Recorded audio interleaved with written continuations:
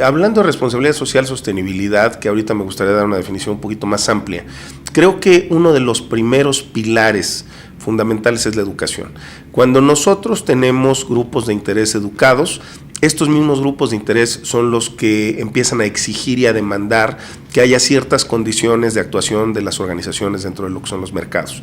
Un grupo, una comunidad educada, pues es la primera que empieza a mandarle a las empresas que den productos ambientalmente amigables, es la primera que exige que haya un tema de valor hacia lo que son los derechos humanos, etcétera. Entonces la educación es fundamental para el crecimiento de una organización, es fundamental para mantener una empresa, y aquí empiezo de lo macro a lo micro.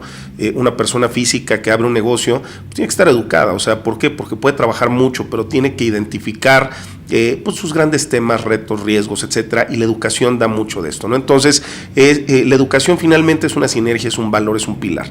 La comunidad finalmente, bueno, pues realmente vivimos en comunidad para la comunidad. KPMG se debe a sus clientes, a sus comunidades donde opera. Entonces, bueno, hay que desarrollar la comunidad porque también va a ser una relación ganar-ganar en el largo plazo.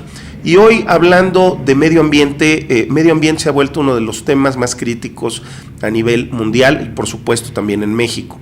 Insisto, hay una ley general de cambio climático desde 2012 con una ley secundaria 2014 en lo que se refiere a emisiones de CO2. Esto está avanzando, se busca una ley secundaria en temas de agua.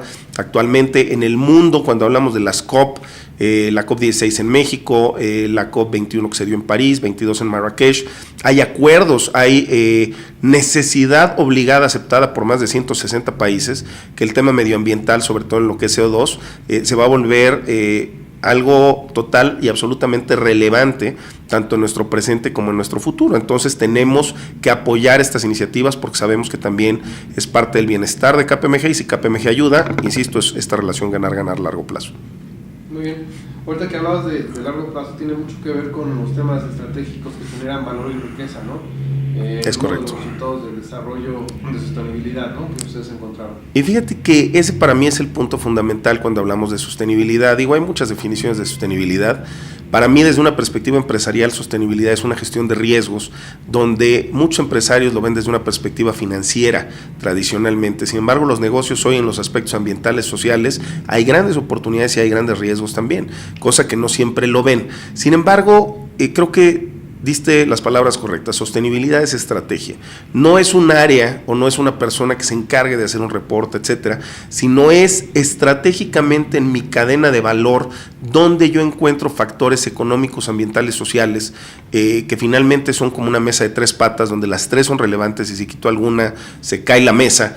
Es un tema de estrategia, de ganar, de largo plazo, de gestión de riesgos. Eso es sostenibilidad. Entonces, efectivamente lo vemos desde esta perspectiva estratégica más que un tema meramente altruista o un tema de sembrar árboles, etcétera. Esas son acciones que pueden ser de marketing de corto plazo. Sostenibilidad tendría que ser estrategia y ganar en esta relación organización y sus grupos de interés. Muy bien. Oye, y ahorita que hablamos de este riesgo, que lo mencionabas, la gestión de riesgo, ¿cómo se alinea en uno de los brazos fundamentales de los códigos de ética de KPMG? Mira, la parte ética para KPMG es fundamental y vamos a hablar la palabra riesgo y vamos a hablar la palabra ética, ¿no? La realidad es que ética es uno de los pilares fundamentales de la firma, ética y gestión de riesgo. ¿Por qué? Porque finalmente muchos de los servicios que nosotros damos a nuestros clientes está ligado a tener objetividad, está ligado a una visión total y absolutamente independiente, lo cual pudiéramos desglosar en muchas políticas, en muchas acciones, en muchas restricciones también para nuestros socios, para nuestros colaboradores dentro de los clientes con los que trabajamos. Entonces, ética, considero que efectivamente cuando hablábamos de un tema reputacional, cuando hablábamos de lo que para nosotros es relevante para permanecer en el futuro, ética es uno de los aspectos críticos dentro de KPMG. Ahora déjame ampliarlo un poquito más. Creo que hemos sufrido una crisis de ética en los últimos 20 años. Los valores, lo que significa la ética, lo que significa la expectativa de retorno, se ha transformado en los últimos 20 años y se ha vuelto sumamente cortoplacista. Antes las organizaciones o las empresas las personas, iban a una organización con la expectativa de durar 40, 50 años. Hoy la realidad es que las expectativas son sumamente cortoplacistas. Y el tema ética, que además es una palabra muy etérea, muy compleja de definir, bueno, ¿y qué significa? ¿Cómo lo aterrizo? ¿Cómo lo mido? ¿Dónde están las posibles áreas de oportunidad? Se ha vuelto algo fundamental. Y para la firma, por la misma esencia de lo que es, lo que representa, dónde está ubicada en el mercado, es una plataforma básica. Muy bien. ¿Pausas para...? Tenemos 22. ¿Sí? Ok. Seguimos. Oye, vimos ahí en parte de los videos que encontramos ahí en internet, la espina dorsal de KPMG, vemos que tienes clientes, colaboradores y por otro lado la comunidad. Es correcto. ¿Cómo vinculas estos tres en proyectos o en acciones de desarrollo social o acciones sociales? Bueno, obviamente a cada quien hay que darle lo que le corresponda. No podemos hablar necesaria únicamente de que sea una cadena total y absoluta, siempre integrada. Sin embargo, bueno, pues obviamente a nuestros clientes nos debemos a nuestros clientes. O sea, vivimos por nuestros clientes, nuestro labor, trabajo, enfoque, esfuerzo es por supuesto a nuestros clientes. Pero nuestros clientes viven en una comunidad, o sea, finalmente nosotros, pues vamos a hablar de país, o sea, nosotros pues operamos en México. La realidad es que si podemos hablar de comunidades, no solamente nuestros clientes, sino comunidades, las ciudades donde nosotros operamos, los países, hablando de México puntual, donde nosotros operamos, nos debemos también a esta comunidad. Si nosotros tenemos un país más desarrollado, con empresas más sólidas, aunque no sean nuestros clientes, sabemos que tenemos un potencial de futuro mucho mejor que si estuviéramos en un país donde no existe ese desarrollo. Entonces, no solamente es desde la perspectiva directa, clara con nuestros clientes, sino queremos un México mejor, porque eso va a ser un ganar-ganar en el mediano largo plazo. ¿Y por qué colaboradores? Que sería el tercer elemento. Porque nosotros somos por nuestros colaboradores. Digo, por supuesto, hay un nombre, hay una marca, etcétera, pero sin embargo, KPMG sin gente no significa nada. Realmente el valor, el trabajo, la aportación que hacemos a nuestros clientes y a nuestras comunidades se da a través de nuestros colaboradores. Nosotros lo que hacemos es dar valor a través de un acercamiento, asesoría, análisis, revisiones, que son nuestros colaboradores quienes lo desarrollan. Y lo ligo nuevamente con el tema ética, ¿no? Si no tenemos gente preparada, si no tenemos gente educada, hablando de educación, si no tenemos gente con esa capacidad de ir a dar ese valor, la realidad es que nunca vamos a darle ni a nuestros clientes ni a las comunidades el valor necesario. Entonces tenemos que fusionar estos tres puntos. Muy bien. Oye, por ahí encontramos un programa, un proyecto que era el de productores cafetaleros indígenas. ¿Cómo surge y cómo Esto es muy interesante. Nosotros tenemos un comité de sostenibilidad y responsabilidad social corporativa dentro de la firma, del cual yo formo parte, y en este comité lo que nosotros estamos buscando, por supuesto, insisto, hay un tema económico, eso es claro, en cualquier organización tiene que existir, pero sabemos que la parte de desarrollo social es fundamental. Insisto, si hacemos un mejor México, estamos fortaleciendo también nosotros nuestro potencial de un mejor futuro hacia lo que es la firma. Y en este caso, el Comité en Desarrollo a Comunidades, que es uno de sus pilares, observa que México tiene una oportunidad interesante en ese sentido. Digo, tenemos bajo estadística oficial, tenemos cerca de 60 millones de personas que viven en pobreza el día de hoy en México, con menos de $2 de ingreso diario, lo cual, bueno, por supuesto, pues genera un área de oportunidad en muchos temas, como puede ser hambre, pobreza, violencia, etcétera, ¿no? Entonces, sin embargo, México es un país muy rico en recursos naturales, en el potencial que tiene, en el mismo bono demográfico. Como nosotros creamos el proyecto de Café Tlanetski, es efectivamente buscando el desarrollo de la comunidad. Nosotros, cuando hablamos de responsabilidad social y de sostenibilidad, no hablamos de entregarle a alguien un pescado para que coma, porque finalmente haces una dependencia, sino lo que hacemos es enseñarle a pescar. Y eso es lo que nosotros buscamos con el proyecto de Café Tlanetski. Nos acercamos a estas comunidades en donde finalmente en lo individual la gente tiene poco potencial de desarrollo, de generación económica, de crecimiento. Sin embargo, al momento de unirse este grupo de cafetaleros que pues tienen una parcelita en lo individual, resulta que juntamos un grupo significativo de gente, les ayudamos a través de educación, de lineamientos, de guías, a desarrollar un negocio, a trabajar en comunidad, a lograr sinergia, en ese sentido, a mantener una gestión de precios, o sea, temas de administración, de gestión, etcétera. Les ayudamos con el tema de diseño de un empaque para que salgan otro tipo de mercados, los acercamos con organizaciones, pues que les puede ser interesante comprar este tipo de producto, y lo que estamos buscando, hemos visto grandes avances a través del tiempo, hoy ya trabajan con organizaciones grandes, hoy tienen un producto con una marca, etcétera, y lo que estamos buscando es irlo soltando lentamente para que el día de mañana no nos necesiten, para que se vuelva una fuerza económica que dé sustento en esta parte social a familias, que dé un mejor desarrollo a niños, que hará un México mejor en el futuro, pero que adicionalmente también les dé economía, ¿no? Y que nos permita a nosotros dirigir en ese momento los esfuerzos a una organización distinta. Muy bien. Oye, y cambiando un poquito, que esta parte es la de acciones sociales y responsabilidad social, y yéndonos más por la parte de sostenibilidad y energías limpias. En el Global Green Initiative se hablaba de generar 45% menos huella, y se hablaban de dos temas importantes, ¿no? Para país, para empresa, y era fijar una tarifa, por eso por las emisiones de carbono, que son los bonos de carbono. Y por otro lado, los reportes de inversionistas. Bueno, nosotros estamos generando tanto, porque el inversionista, que es el responsable o cabeza de cada empresa, debe de saber cuánto están haciendo.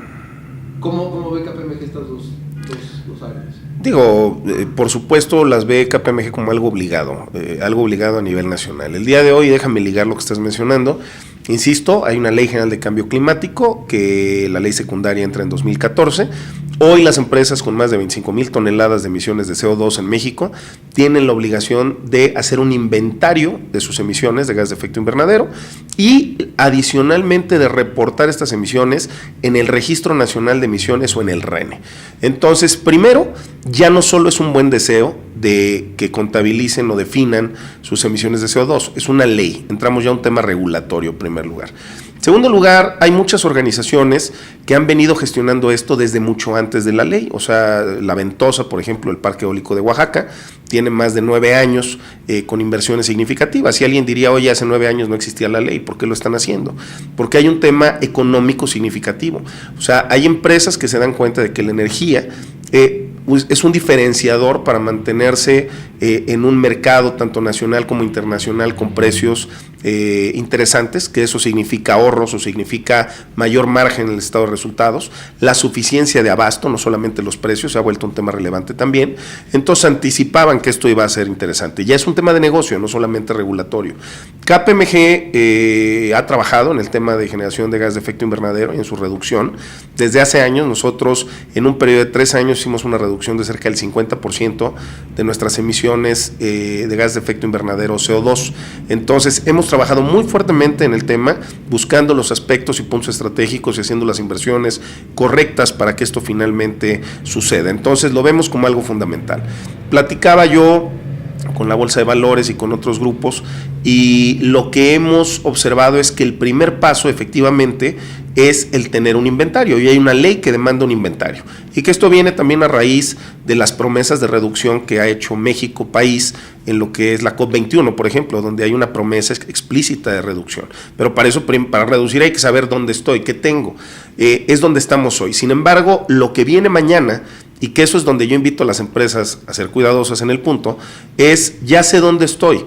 Bueno, ¿y cómo le vamos a hacer para reducir? Si México tiene una promesa de reducción cercana al 30%, pues eso lo van a hacer las empresas. Entonces, el día de mañana, la obligación no va a ser reportar, va a ser ahora baja un porcentaje de lo que emites. Y para eso hay empresas que se han anticipado y hay otras que van muy lento. Porque reducir es un reto mucho mayor. Reducir es cómo lo voy a hacer, con qué tipo de iniciativas, con qué estrategias, qué voy a cambiar dentro de mi proceso productivo o dentro de mis materias primas o dentro de mi maquinaria o lo que tuviera que ser en cada industria particular. Entonces ahí hay un área de oportunidad muy interesante que las empresas tienen que vigilar. Y el tercer componente efectivamente es un mercado de carbono, donde hay empresas obligadas a reportar y habrá empresas no obligadas, que esto es igual que los bonos de carbono que surgieron a través del protocolo de Kioto y Naciones Unidas, en donde la ley hoy habla de empresas con más de 25,000 toneladas de CO2 obligadas a reportar y a reducir, pero potencialmente puede haber empresas que no tengan esos límites o esos alcances de emisión, pero puedan llegar a reducir emisiones de CO2.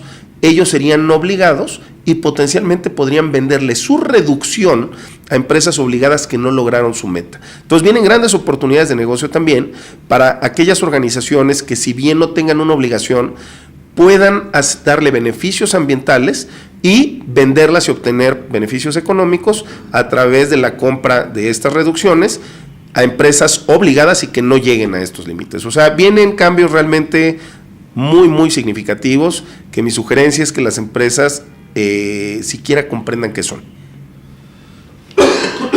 Muy bien. Oye, y con todo este tema de la reforma energética, aquí se ha hablado de pues de lo que puede hacer y lo que no puede hacer, y de lo que está haciendo el gobierno de manera exclusiva, ¿no? Planeación y control del sistema eléctrico nacional, generación de energía nuclear, transmisión y distribución de energía. Ahora viene la generación y transmisión ya como negocio. ¿Hay cómo ve KPMG este modelo de las APP, de las asociaciones público-privadas, para la transmisión y generación de energía? Bien, yo creo que son grandes oportunidades, efectivamente. Hoy se ha abierto, hay empresas que ya están trabajando de manera fuerte. Primero, empresas que están ofreciendo este tipo de servicio, y las vemos en el norte del país, en el sur del país, ya hay opciones. Segundo, vemos grandes empresas, y digo grandes empresas por el nivel de consumo finalmente que pueden llegar a tener. Hoy las reformas, el primer valor lo van a dar a los grandes consumidores. Esto irá diluyéndose hacia consumidores menores conforme pasa el tiempo, pero hoy también hay grupos que están analizando cuáles son sus mejores opciones, donde una de las grandes opciones primero es diversificar. O sea, ¿por qué tener un solo proveedor de energía si puedo llegar a tener 3, 4 que me den de entrada un abasto distinto, en donde primero pues no va a tener un desabasto, que eso puede afectar mi producción? Segundo, pues puedo llegar a tener una mezcla de precios acordados. Hay muchos esquemas en ese sentido, pero hay grandes oportunidades efectivamente en ese sentido, y creo que estamos entrando a un mercado o un modelo global donde hoy vemos muchos países donde hay distintos ofertantes, por así decirlo, de energía dentro de contextos distintos, y la competencia es buena. ¿Por qué? Porque la competencia ayuda a siempre ser mejor, y esto va en beneficio no solamente de la empresa, sino también de quien recibe el servicio, el producto en este caso, que pues serían las empresas mexicanas, y creo que ahí hay un gran valor. Obviamente hay que ser muy cuidadoso, hay que comprender qué es la reforma, hay que comprender sus aspectos legales regulatorios, hay que comprender lo que significa en el largo plazo. En ocasiones son precios amarrados a largo plazo, entonces bueno, tener un análisis económico no es tan sencillo, pero la realidad es que si ni siquiera lo analizamos, pues nos quedamos sin opciones. Lo primero es analizar, comprender, para de ahí tomar una decisión enfocada e inteligente.